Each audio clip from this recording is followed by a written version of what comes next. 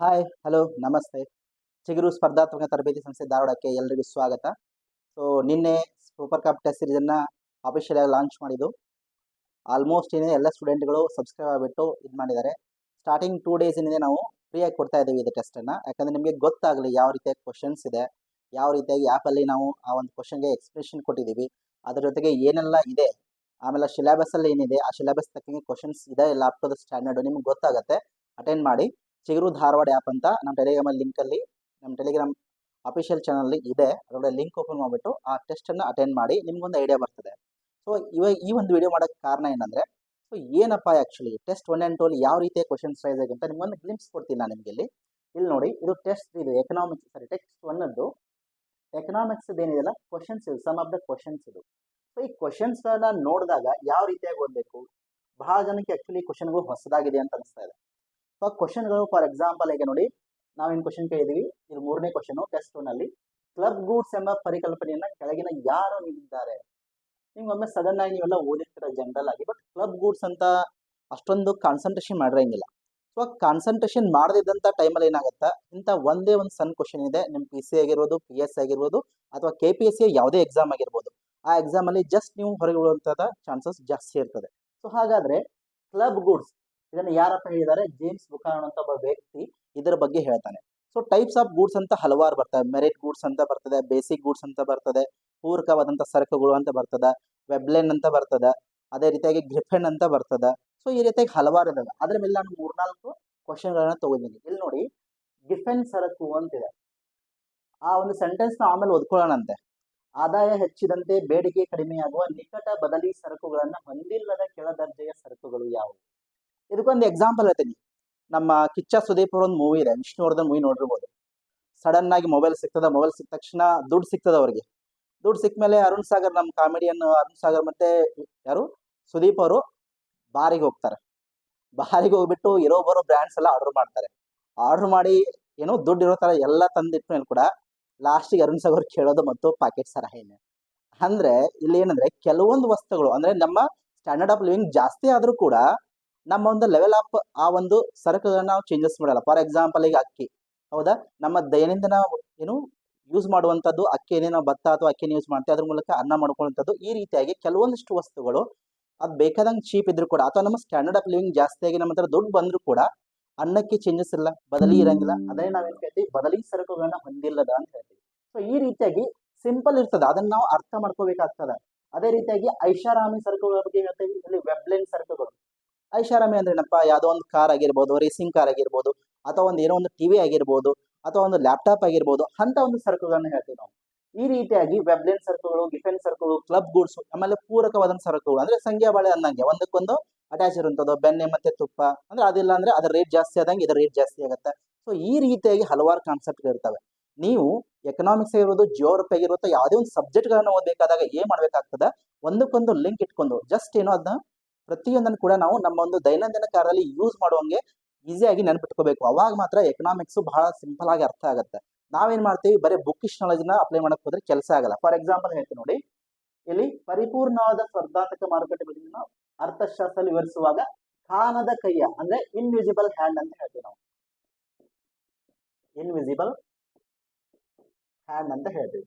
So ಇಲ್ಲಿ invisible hand ಅಂತ ಹೇಳುವಾಗ ಯಾರು, ಅಡಮ್ ಸ್ಮಿತ್ ಅವ್ರು ಏನ್ ಹೇಳ್ತಾರೆ, ವೆಲ್ಫೇರ್ ಆಫ್ ನೇಷನ್ಸ್ ಅಂತ ಒಂದು ಏನಿದೆ ಅದರ ಒಂದು ಇದರಲ್ಲಿ ಏನಿದೆ ಬುಕ್ ಅಲ್ಲಿ ಏನ್ ಹೇಳ್ತಾರೆ, ಇಮ್ಯಾಜಿನ್ ಈ ಒಂದು ಅನ್ವಿಸಿಬಲ್ ಅಥವಾ ಇನ್ವಿಸಿಬಲ್ ಹ್ಯಾಂಡ್ ಬಗ್ಗೆ ಹೇಳ್ತಾರೆ. ಸೊ ಏನಪ್ಪ ಇನ್ವಿಸಿಬಲ್ ಹ್ಯಾಂಡ್ ಅಂದ್ರೆ, ನಾರ್ಮಲ್ ಆಗಿ ಏನಂದ್ರೆ ಕೆಲವೊಂದು ಟೈಮಲ್ಲಿ ನಾವು ನಮ್ಮ ಸ್ವಂತಿಕೆ ಏನಂದ್ರೆ ಸ್ವಾರ್ಥದಿಂದ ಮಾಡುವಂತ ಕೆಲಸ ಏನಿದೆ ಅದು ಸೊಸೈಟಲ್ ಚೇಂಜಸ್ ಅಥವಾ ಅಲ್ಲೂ ಕೂಡ ಅವ್ರಿಗೂ ಲಾಭ ಆಗುವಂಥದ್ದು, ಅಂದ್ರೆ ಸ್ವಾಮಿ ಕಾರ್ಯ ಸ್ವಕಾರ್ಯ ಎರಡೂ ಆಗುವಂಥದ್ದು. ಸೊ ಈ ರೀತಿಯಾಗಿ ಸ್ವಾಮಿ ಕಾರ್ಯ ಸ್ವಕಾರ್ಯ, ಅದಕ್ಕೇನು ಇನ್ವಿಸಿಬಲ್ ಹ್ಯಾಂಡ್ ಕಾನ್ಸೆಪ್ಟ್.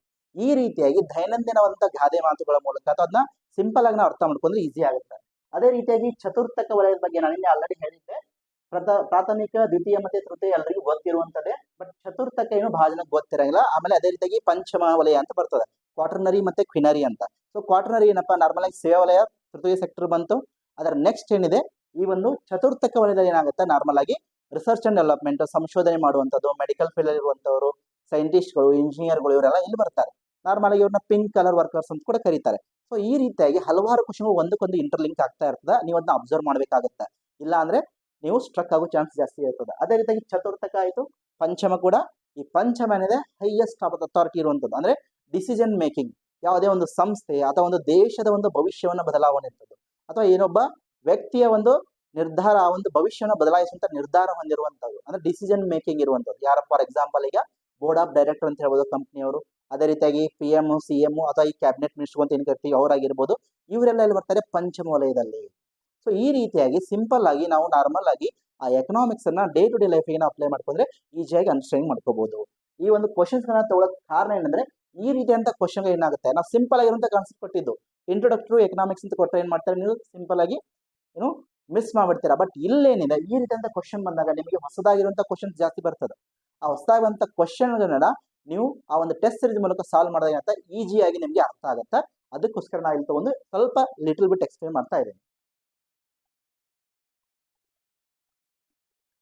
ಸೊ ಅದೇ ರೀತಿಯಾಗಿ ಇಲ್ಲಿ ಟೆಸ್ಟ್ 2 ಜಿಯೋಗ್ರಫಿ ಕ್ವಶನ್ಸ್ ಇದೆ. ನಮ್ಗೆ ಗೊತ್ತು ನಾರ್ಮಲ್ ಆಗಿ ಹಂಗೆ ಚಂದ್ರ, ಸೊ ಚಂದ್ರನ ತಗೊಂಡಾಗ ಏನಾಗುತ್ತೆ, ನಮಗೆ ಆ ಪಾರ್ಶ್ವ ಭಾಗ ಮಾತ್ರ ಕಾಣ್ತಾ ಇರ್ತದೆ ಯಾವಾಗ್ಲೂ. ಸೊ ನಾವು ಪಾರ್ಶ್ವ ಭಾಗ ಅನ್ಕೊಂಡ್ಬಿಡ್ತೀವಿ, ಅರ್ಧ ಭಾಗ ಕಾಣ್ತದೆ ಅಂತ ಅನ್ಕೊಂಡಿರ್ತೀವಿ. ಬಟ್ ಅಲ್ಲೇನು 53%, ನಾರ್ಮಲ್ ಆಗಿ 59% ಅಂತ ಕರೀತಾರೆ. ಬಟ್ ಇಲ್ಲಿ ನಮ್ಗೆ ಬೇಕಾಗಿರೋದೇನು ಎಷ್ಟಿದೆ ಎಕ್ಸಾಕ್ಟ್ ಆಗಿ. ಇದೊಂದು ಸಿಂಪಲ್ ಆಗಿರುವಂತ PC ಬಂದಂತ ಎಕ್ಸಾಮ್ ಬಂದಂತ ಕ್ವಶನ್. ಅದೇ ರೀತಿಯಾಗಿ ಇದನ್ನ ಗ್ರೂಪ್ C ಎಕ್ಸಾಮ್ ಕೂಡ ಕೇಳಿದ್ದಾರೆ. ಅದೇ ರೀತಿಯಾಗಿ ಇವನ್ KS ಎಕ್ಸಾಮ್ ಅಲ್ಲಿ ಕೂಡ ಬಂದಿದೆ. ಸೊ ಇದನ್ನ ನೋಡಿದಾಗ ಏನಾಗುತ್ತೆ, ಈ ಒಂದು ಸಿಂಪಲ್ ಆಗಿರುವಂತ ಒಂದು ಕ್ವಶನ್ ಇಂದ ನಿಮ್ಮ ಮಾರ್ಕ್ಸ್ ಹೋಗೋ ಚಾನ್ಸಸ್ ಜಾಸ್ತಿ ಇರ್ತದೆ. ಅದೇ ರೀತಿಯಾಗಿ ನಿಮ್ಮ ಟೆಸ್ಟ್ ಅಲ್ಲಿ ಸ್ಕೋರ್ ಕಮ್ಮಿ ಆಗೋ ಚಾನ್ಸಸ್ ಇರ್ತದೆ. ಆಮೇಲೆ ನೀವು ಲಿಸ್ಟ್ ಇಂದ ಹೊರಗುವ ಚಾನ್ಸಸ್ ಜಾಸ್ತಿ ಇರ್ತದೆ. ಆಮೇಲೆ ನೋಡಿ ನಾವು ಹೇಳಿದ್ದು ಸೂರ್ಯ, ಚಂದ್ರ ಮತ್ತು ಭೂಮಿ ನೋಡಿನ ವಿದ್ಯಮಾನಗಳು, ಏನು ಗ್ರಹಣಗಳ ಬಗ್ಗೆ. ಹೌದಾ, ಗ್ರಹಣ ನಾರ್ಮಲ್ ಹಂಗೆ ಅಮಾವಾಸ್ಯ ದಿನ ಆಗಂಗಿಲ್ಲ, ಹುಣ್ಣಿಮೆ ದಿನ ಆಗತ್ತೆ. ಇದೊಂದು ಬೇಕಾಗತ್ತ ಕಾನ್ಸೆಪ್ಟ್ಗಳು, ಸಿಂಪಲ್ ಇರುವಂತದ್ದು ನೆನಪಿಟ್ಕೋಬೇಕಾಗ್ತದೆ. ಬ್ಲೂ ಮೂನ್ ಅಂತ ಹೇಳಿದೀವಿ, ಹೌದಾ. ಅದೇ ರೀತಿಯಾಗಿ ಸೂಪರ್ ಮೂನ್ ಅಂದ್ರೆ ಚಂದ್ರ ಭೂಮಿಗೆ ಹತ್ರ ಆದಾಗ. ಬ್ಲೂ ಮೂನ್ ಅಂದಾಗ ಏನಾಗತ್ತ, ಒಂದೇ ತಿಂಗಳಲ್ಲಿ 2 ಗ್ರಹಣಗಳು ಉಂಟಾದ್ರೆ ಅಥವಾ ಆ ಒಂದು ಇದಕ್ಕೆ ಏನಂತಾರೆ ಬ್ಲೂ ಮೂನ್ ಫಿನಾಮಿನಾ ಅಂತ ಕೇಳ್ತಾರೆ. ಸೂಪರ್ ಬ್ಲಡ್ ಮೂನ್ ಆಗಿರ್ಬೋದು. ಆಮೇಲೆ ಇಲ್ಲಿ ನೋಡಿ, ಒಂದು ತಿಂಗಳಲ್ಲಿ 2 ಹುಣ್ಣಿಮೆ ಸಂಭವಿಸಲು ಸಾಧ್ಯವಿಲ್ಲ, ಇಲ್ಲ ಆಗತ್ತೆ. ಆಕ್ಚುಲಿ ಆ ಹುಣ್ಣಿಮೆ ಸಂಭವಿಸೋದಕ್ಕೆ ಬ್ಲೂ ಮೂನ್ ಅಂತ ಕರಿತೀವಿ. ಈ ರೀತಿಯಾಗಿ ಕಾನ್ಸೆಪ್ಟ್ ಗಳ ಬಗ್ಗೆ ಕ್ಲಾರಿಟಿ ಇರಬೇಕು. ಸಿಲ್ಲಿ ಅನ್ಕೊಂಡ್ ಬಿಟ್ರೆ ನಮ್ ಲೈಫೇ ಸಿಲ್ಲಿ ಆಗ್ಬಿಡ್ತದೆ. ಅದಕ್ಕೋಸ್ಕರ ಸ್ವಲ್ಪ ಡೆಪ್ತ್ ಆಗಿ ಓದೋದು ಕಲೀರಿ. ಈ ಕ್ವಶನ್ಗಳು ಏನಿದೆ PC ಎಕ್ಸಾಮ್ಸ್ ಹಿಡ್ಕೊಂಡು PSC ಎಕ್ಸಾಮ್ ಹಿಡ್ಕೊಂಡು ಎಲ್ಲ KPSC ಎಕ್ಸಾಮ್ಗಳು ಕೂಡ ಯೂಸ್ ಆಗ್ತದೆ. ಎಲ್ಲ ಸ್ಟ್ಯಾಂಡರ್ಡ್ ಅಪ್ ಲೆವೆಲ್ ಇದೆ, ಎಲ್ಲರಿಗೂ ಅಪ್ಲೈ ಆಗೋಂಗೆ, ಎಲ್ಲರಿಗೂ ಯೂಸ್ ಆಗೋಂಗೆ ತೆಗೆದಿದ್ದೀವಿ. ನಿಮ್ಮ ಒಂದು ಪ್ರಿಪರೇಷನ್ ಅಲ್ಲಿ ಇದು ಬಹಳ ಮಹತ್ವದ ಮೈಲಿಗಲ್ಲಾಗ್ತದೆ. ಮರೆಯಕ್ ಹೋಗಬೇಡಿ. ಪ್ರಿಪರೇಷನ್ ಅನ್ನೋದೇನಿದೆ ಬಹಳ ಇಂಪಾರ್ಟೆಂಟ್ ಆಗ್ತದೆ. ಪೂರ್ತಿ ಡೆಪ್ತ್ ಆಗಿ ಓದ್ಕೊಳ್ಳಿ. ಸ್ಟೆಪ್ ವೈಸ್ ಹೋಗೋಣ ಅಂತೆ. ಇನ್ನು ರಿಕ್ರೂಟ್ಮೆಂಟ್ ಆಗಿ 2-3 ತಿಂಗಳಾದ್ರೂ ಬೇಕು ಮಿನಿಮಮ್. ರಿಕ್ರೂಟ್ಮೆಂಟ್ ಆಗಿ 3 ತಿಂಗಳು ಆದ್ಮೇಲೆ ಕೂಡ ಅಂದ್ರೆ ಅಟ್ಲೀಸ್ಟ್ ಒಂದು ಎಕ್ಸಾಮ್ ಆಗಕ್ಕೆ 3 ಮಂತ್ಸ್ ಬೇಕು. ನಮ್ಮ ಪ್ಲಾನ್ ಇರೋದಷ್ಟು 200 ಡೇಸ್ 200 ಟೆಸ್ಟ್ 200 ಡೇಸ್ 200 ಟೆಸ್ಟ್. ನಿಮ್ಮ ಪ್ರಿಪರೇಷನ್ ಎಲ್ಲ ಒಂದಕ್ಕೊಂದು ಪೂರಕವಾಗಿದ್ರೆ ಏನಾಗುತ್ತೆ, ನೀಟಾಗಿ ನಿಮ್ಮ ಪ್ರಿಪರೇಷನ್ ಕಂಪ್ಲೀಟ್ನೆಸ್ ಆಗುತ್ತೆ. ಅದಕ್ಕೋಸ್ಕರ ಸೂಪರ್ ಕಪ್ ಟೆಸ್ಟ್ ಅನ್ನ ಜಾಯ್ನ್ ಆಗಿ ಆ ಒಂದು ಎಕ್ಸಾಮ್ ನ ಯೂಸ್ ಮಾಡ್ಕೊಳ್ಳಿ. ಸೊ ಹಾಗಾಗಿ ನೆಕ್ಸ್ಟ್ ಹೋಗೋಣ ಅಂತೆ. ಬಹಳ ಜನ ಏನ್ ಮಾಡ್ತಿದ್ರಿ, ಸ್ವಲ್ಪ ಡೌಟ್ಸ್ ಕೇಳ್ತಾ ಇದ್ರಿ, ಸರ್ ಸಿಲೆಬಸ್ ಕೊಟ್ಟಿದ್ರೆ ನಮ್ಗೆ ಅರ್ಥ ಆಗ್ತಿಲ್ಲ ಸರ್ ಅದು ಅಂತ. ಇಲ್ಲಿ ನೋಡಿ, ನಾವು ಈ ತರ ಕೊಟ್ಟಿದೀವಿ ನಾರ್ಮಲ್ ಆಗಿ. ಈ ಕಡೆ ಏನಿದೆ ಎಕನಾಮಿಕ್ಸ್ ಇದೆ, ಆಮೇಲೆ ಈ ಕಡೆ ಏನಿದೆ ಈವ್ನಿಂಗ್ ಸ್ಟಡಿ, ಮಾರ್ನಿಂಗ್ ಸ್ಟಡಿ ಅಂತ ಕೊಟ್ಟಿದ್ದೀವಿ. ಇಲ್ಲಿ ಏನಿದೆ ಈ ಸೈಡ್ ಇರುವಂತದ್ದು ಟೆಸ್ಟ್ 1, ಆಮೇಲೆ ಈ ಕಡೆ ಇರೋದು ಟೆಸ್ಟ್ 2. ಈ ರೀತಿಯಾಗಿ ಟೆಸ್ಟ್ 3, ಟೆಸ್ಟ್ 4, ಟೆಸ್ಟ್ 5, ಟೆಸ್ಟ್ 6 ಈ ತರ ನಾವು ಡಿವೈಡ್ ಮಾಡ್ಕೊಂತ ಹೋಗಿದ್ದೀವಿ. ನಾವೇನ್ ಮಾಡಿದ್ದು, ಒಂದ್ ದಿನಕ್ಕೆ 2 ದಿನ ಸಿಲೆಬಸ್ ಕೊಟ್ಟಿದ್ದು, ಆಮೇಲೆ ಮಾರನೇ ದಿನದ ರಿವಿಷನ್ ಮಾಡಿ ಆ ಮಾರನೇ ದಿನ ಸಂಜೆ ಏನಿಲ್ಲ 2 ಟೆಸ್ಟ್ ಕೊಡೋಣ ಅಂತ ಈ ತರ ಪ್ಲಾನ್ ಮಾಡ್ಕೊಂಡಿದ್ದೀವಿ. ಅದು ಬಹಳ ಜನಕ್ಕೆ ಸ್ವಲ್ಪ ಕನ್ಫ್ಯೂಷನ್ ಆಗಿದೆ. ಬಹಳ ಜನ ಫೋನ್ ಮಾಡಿ ಕೇಳ್ತಾ ಇದ್ರಿ, ಅದಕ್ಕೋಸ್ಕರ ಕ್ಲಾರಿಫಿಕೇಶನ್ ಕೊಡ್ತಾ ಇದ್ದೀನಿ ನಿಮ್ಗೆ.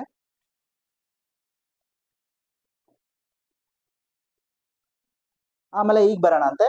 ಸೊ ಇವತ್ತಿನ ಒಂದು ಈ ವಿಡಿಯೋದ ಪ್ರಮುಖವಾದಂತ ಅಂಶ ಏನಂದ್ರೆ ಡೇ 3 ಟೆಸ್ಟ್ ಶೆಡ್ಯೂಲ್ ಏನಿದೆ.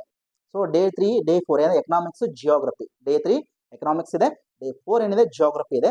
ಸೊ ಹಾಗಾಗಿ ಈ ಡೇ 3 ಟೆಸ್ಟ್ ಎಕನಾಮಿಕ್ಸ್ ಅಲ್ಲಿ ಏನಿದೆ ಪರ್ಟಿಕ್ಯುಲರ್ ಆಗಿ ನಿನ್ನೆ ನೋಡಿದ್ರೆ ನಾರ್ಮಲ್ ಆಗಿ ಫಸ್ಟ್ ಗೆ ಇಂಟ್ರೊಡಕ್ಟರಿ ಎಕನಾಮಿಕ್ಸ್, ಆರ್ಥಿಕತೆ ವಲಯಗಳು, ಯಾವ ರೀತಿಯಂತ ಆರ್ಥಿಕತೆಗಳಿದಾವೆ, ಯಾವ ರೀತಿಯಂತ ಗೂಡ್ಸ್ ಗಳಿದಾವೆ, ಪ್ರೊಡಕ್ಷನ್ ಬಗ್ಗೆ ಇದೆ, ಅನುಭೋಗದ ಬಗ್ಗೆ ಇದೆ.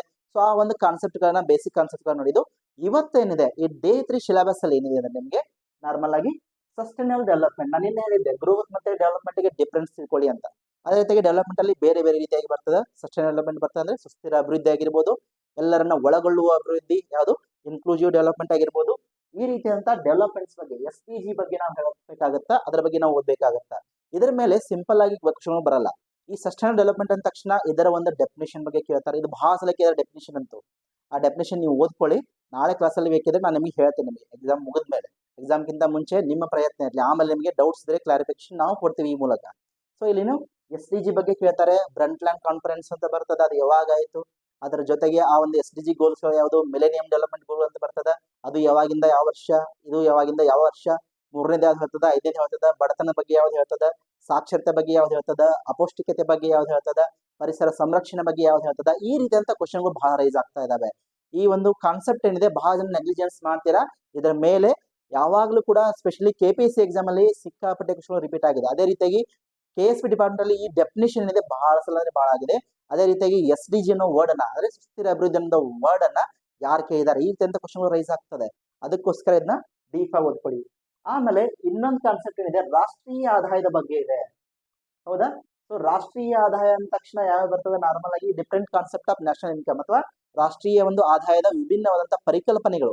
ಯಾವ್ದಪ್ಪ ಪರಿಕಲ್ಪನೆಗಳು? ನಾರ್ಮಲ್ ಆಗಿ ಯಾವುದೇ ಒಂದು ಆದಾಯ ಅಥವಾ ರಾಷ್ಟ್ರೀಯ ಆದಾಯ ಆಗಿರ್ಬೋದು, ರಾಷ್ಟ್ರೀಯವಾದಂತಹ ಆರ್ಥಿಕತೆಯಲ್ಲಿ ಏನಪ್ಪಾ ಪ್ರಮುಖವಾದಂಥದ್ದು, ಉತ್ಪಾದನೆ ಬರ್ತದ, ಅನುಭೋಗ ಬರ್ತದ, ಅದಕ್ಕೆ ಪೂರಕವಾದಂತ ಕೈಗಾರಿಕೆಗಳು ಬರ್ತವೆ, ಅವೆಲ್ಲ ಆಪ್ಷನ್ಸ್ ಬರ್ತದೆ. ಸೊ ಇಲ್ಲಿ ಅದೇ ರೀತಿಯಾಗಿ ಕೆಲವೊಂದಿಷ್ಟಪ್ಪ ಯಾವ್ದಪ್ಪ ನಾರ್ಮಲ್ ಆಗಿ ನ್ಯಾಷನಲ್ ಇನ್ಕಮ್ ಅಂದಾಗ ಇಲ್ಲಿ ನೀವು ನೋಡ್ಬೇಕಾಗಿರೋದು ಫ್ಯಾಕ್ಟರಿ ಕಾಸ್ಟ್ ಅಂತ ಬರ್ತದ, ಉತ್ಪಾದನಾಂಗ ವೆಚ್ಚ, ಮಾರುಕಟ್ಟೆ ಬೆಲೆಗಳು, ಮಾರ್ಕೆಟ್ ಪ್ರೈಸ್ ಅಂತ ಕರಿತೀವಿ. ಅದ್ರ ಜೊತೆಗೆ ಬೇಸ್ ಇಯರ್ ಅಂತ ಬರ್ತದ. ಬೇಸ್ ಇಯರ್ ಅಂದ್ರೆ ಏನಪ್ಪಾ, ಯಾಕಪ್ಪ ಬೇಸ್ ಇಯರ್ ಪರ್ಟಿಕ್ಯುಲರ್ ಆಗಿ ಅದೇ ವರ್ಷ ತಗೊಂಡು, ಇವೆಲ್ಲ ಕ್ವಶನ್ ರೈಸ್ ಆಗ್ತವೆ. ಅದೇ ರೀತಿ ಒಳಗೆ ಸ್ವಲ್ಪ ಹಿಸ್ಟಾರಿಕಲ್ ಬ್ಯಾಕ್ಗ್ರೌಂಡ್, ಯಾರಪ್ಪ ನಮ್ಮ ಭಾರತ ರಾಷ್ಟ್ರೀಯ ಆದಾಯನ ಫಸ್ಟ್ ಇದನ್ನ ಮಾಡಿದ್ರು, ಅಥವಾ ಅದರೊಳಗೆ ಮತ್ತೆ ಏನೆಲ್ಲ ಕಾನ್ಸೆಪ್ಟ್ಗಳು ಇದಾವೆ, ಆ ಎಲ್ಲ ಅಂಶಗಳು ಇದರಲ್ಲಿ ಕವರ್ ಆಗ್ತದೆ. ಅದ್ರ ಜೊತೆಗೆ methods of measuring national income, ಅಂದ್ರೆ ಯಾವ ರೀತಿಯಾಗಿ ರಾಷ್ಟ್ರೀಯ ಆದಾಯವನ್ನ ನಾವು ಆ ಒಂದು ಆದಾಯವನ್ನು ಅಳತೆಗೋಲಾಗಿ ಯೂಸ್ ಮಾಡ್ತೀವಿ, ಯಾವ ರೀತಿಯಾಗಿ ಉತ್ಪಾದನದ ಒಂದು ಪ್ರೊಡಕ್ಷನ್ದಾಗಿರ್ಬೋದು, ಇನ್ಕಮ್ದಾಗಿರ್ಬೋದು, ಅದೇ ರೀತಿಯಾಗಿ ಕನ್ಸಂಪ್ಷನ್ ಮೇಲೆ. ಸೊ ಯಾವ ರೀತಿಯಾದಂತ ವಿಧಾನದ ಮೂಲಕ ರಾಷ್ಟ್ರೀಯ ಆದಾಯವನ್ನು ನಾವು ಅಳತೆ ಮಾಡ್ತೀವಿ ಅಥವಾ ಮಾಪನ ಮಾಡ್ತೀವಿ, ಅದರ ಮೂಲಕ ಯಾವ ರೀತಿಯಾಗಿ ಏನೆಲ್ಲ ಅಂಶಗಳು ಅದ್ರೊಳಗೆ ಒಳಗೊಳ್ತದೆ, ಯಾವ್ದು ಒಳಗೆ ಬರ್ತದೆ, ಯಾವ್ದು ಮೈನಸ್ ಮಾಡಬೇಕು, ಯಾವ್ದು ಪ್ಲಸ್ ಮಾಡಬೇಕು, ಅದ್ರ ಜೊತೆಗೆ ಏನೆಲ್ಲ ಅಂಶಗಳಿದಾವೆ, ಸವಕಳಿ ವೆಚ್ಚ ಅಂದ್ರೆ ಏನಂತ ಬರ್ತದೆ ಕ್ವಶನ್ಗಳು. ಸೊ ಈ ರೀತಿಯಾಗಿ ಹಲವಾರು ಅಂಶಗಳು ಬರ್ತವೆ. ಅದ್ರ ಜೊತೆಗೆ measurements of national income in India. So ಇಲ್ಲಿ ಹಿಸ್ಟಾರಿಕಲ್ ಬ್ಯಾಕ್ಗ್ರೌಂಡ್ ಬರ್ತದೆ. ಯಾರಪ್ಪ GDP ಅಂದ್ರೇನು, GNP ಅಂದ್ರೇನು, ಪರ್ಟಿಕ್ಯುಲರ್ ಆಗಿ GVA ಅಂದ್ರೇನು, ಹೌದಾ, ನಿವ್ವಳ ರಾಷ್ಟ್ರೀಯ ಆದಾಯ ಅಂದ್ರೇನು, ಒಟ್ಟು ರಾಷ್ಟ್ರೀಯ ಆದಾಯ ಅಂದ್ರೇನು, ರಾಷ್ಟ್ರೀಯ ಆದಾಯ ಅಂದ್ರೇನು, ಪರ್ ಕ್ಯಾಪಿಟಾ ಇನ್ಕಮ್, ಹೌದಾ, ತಲಾ ಆದಾಯ ಅಂದ್ರೇನು. ಅದೇ ರೀತಿಯಾಗಿ ವರ್ಲ್ಡ್ ಬ್ಯಾಂಕ್ ಡೆಫಿನಿಷನ್ಸ್ ಬರ್ತದೆ. ನಮ್ಮ ಭಾರತ ಯಾವ ಒಂದು ಇದ್ರೊಳಗೆ ಬರ್ತದೆ, ಕಡಿಮೆ ಅಭಿವೃದ್ಧಿನ, ಏನು ಅತಿ ಹೆಚ್ಚಿನ ಅಭಿವೃದ್ಧಿ ಹೊಂದಿದ್ದ, ಅಥವಾ ಅಭಿವೃದ್ಧಿ ಹೊಂದುತ್ತಿರುವನ, ಅಭಿವೃದ್ಧಿ ಹೊಂದಿದ ದೇಶನ, ಈ ರೀತಿಯಾದಂತ ಡೆಫಿನಿಷನ್ಸ್ ಗಳೆಲ್ಲ ಬರ್ತವೆ. ಆ ಡೆಫಿನಿಷನ್ಸ್ ಗಳೆಲ್ಲ ಈ ಒಂದು ಇದರಲ್ಲಿ ಕವರ್ ಆಗ್ತದೆ ನಿಮಗೆ. ಈ ಮೂಲಕ ಏನಾಗುತ್ತೆ, ಈ ಒಂದು ಡೇ 3 ಟೆಸ್ಟ್ ಅಲ್ಲಿ ಏನಿದೆ ಫುಲ್ ಡೆಪ್ತ್ ಆಗಿ ಓದಿದಾಗ ಏನಾಗುತ್ತೆ, ಆಟೋಮೆಟಿಕ್ ಆಗಿ ಪ್ರತಿಯೊಂದು ಅಂಶಗಳು ಕ್ಲಾರಿಟಿ ಸಿಗ್ತದೆ. ನಿಮಗೆ ಏನಾರ ಡೌಟ್ಸ್ ಇದ್ರೆ ನಾವು ನೆಕ್ಸ್ಟ್ ಕ್ಲಾಸ್ ಅಲ್ಲಿ ಅಥವಾ ಕಮೆಂಟ್ ಅಲ್ಲಿ ನಮಗೆ ತಿಳಿಸಿ, ನಾವು ಅದನ್ನ ಆದಷ್ಟು ಕ್ಲಾರಿಫೈ ಮಾಡಕ್ ಟ್ರೈ ಮಾಡ್ತೀವಿ. ಎಲ್ಲ ಪೂರ್ತಿ ಕ್ಲಾಸ್ ಅಲ್ಲ, ಯಾವುದೋ ಒಂದು ಸಣ್ಣ ಕಾನ್ಸೆಪ್ಟ್ ನಿಮ್ಗೆ ಅರ್ಥ ಆಗದಿದ್ದಾಗ, ಓದಿದ ಮೇಲೆ, ಓದೋಕ್ಕಿಂತ ಮುಂಚೆ ಅಲ್ಲ, ಓದಿದ ಮೇಲೆ ಏನಾದ್ರು ಡೌಟ್ಸ್ ಇದ್ರೆ ನಾವು ಕ್ಲಾರಿಫೈ ಮಾಡ್ತೀವಿ ನಿಮಗೆ. ಓಕೆ, ಸೊ ನೆಕ್ಸ್ಟ್ ಹೋಗೋಣ.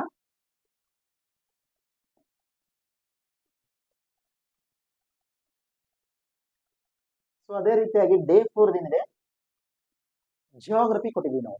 ಸೊ ಜಿಯೋಗ್ರಫಿಲಿ ಟೆಸ್ಟ್ 2 ಇತ್ತು, ಹೌದಾ. ಟೆಸ್ಟ್ 2 ಅಲ್ಲಿ ಏನಿತ್ತು, ನಾರ್ಮಲ್ ಆಗಿ ಭೂಮಿ ಬಗ್ಗೆ ಇತ್ತು, ಸೌರ ವ್ಯೂಹದ ಬಗ್ಗೆ ಇತ್ತು, ಪರ್ಟಿಕ್ಯುಲರ್ ಆಗಿ ಆ ಒಂದು ಆಕಾಶಕಾಯಗಳ ಬಗ್ಗೆ ಇತ್ತು. ಸೊ ಆಕಾಶಕಾಯಗಳ ಅಂದ ತಕ್ಷಣ ಸೂರ್ಯ, ಭೂಮಿ ಮತ್ತು ಚಂದ್ರ ನಡುವಿನ ವಿದ್ಯಮಾನಗಳ ಬಗ್ಗೆ ಇತ್ತು, ಗ್ರಹಗಳ ಬಗ್ಗೆ ಇತ್ತು, ಉಪಗ್ರಹಗಳಿತ್ತು, ಯಾವ ಗ್ರಹ ಇದೆ, ಯಾವಕ್ಕಿಲ್ಲ, ಯಾವುದರಲ್ಲಿ ಪರ್ಟಿಕ್ಯುಲರ್ ಆಗಿ ಯಾವ ಜ್ವಾಲಾಮುಖಿ ಪರ್ವತಗಳಿದ್ದಾವೆ. ಸೊ ಈ ರೀತಿ ಹಲವಾರು ಅಂಶಗಳು ಬಂದು, ಸೊ ಎಲ್ಲ ಅಂಶಗಳನ್ನ ನೋಡಿದಾಗ ಏನಾಗುತ್ತೆ, ಟೆಸ್ಟ್ 2 ಅಲ್ಲಿ ಕವರ್ ಆಯಿತು. ಅದೇ ರೀತಿಯಾಗಿ ವಿಶ್ವದ ಉಗಮ ಸಿದ್ಧಾಂತಗಳೆಲ್ಲ ಬರ್ತಾ ಇತ್ತು. ಇಲ್ಲಿ ಭೂಮಿಯ ಉಗಮ ಸಿದ್ಧಾಂತದ ಬಗ್ಗೆ ನಾರ್ಮಲ್ ಆಗಿ ಏನ್ ಬರ್ತದ, ಇಲ್ಲಿ ಹಲವಾರು ಸಂಗತಿಗಳು ಬರ್ತಾವೆ. ಕಾಂಟಿನೆಂಟಲ್ ಡ್ರಿಫ್ಟ್ ಥಿಯರಿ, ಖಂಡಾಂತರ ಚಲನೆ ಸಿದ್ಧಾಂತ ಅಂತ ಬರ್ತದೆ.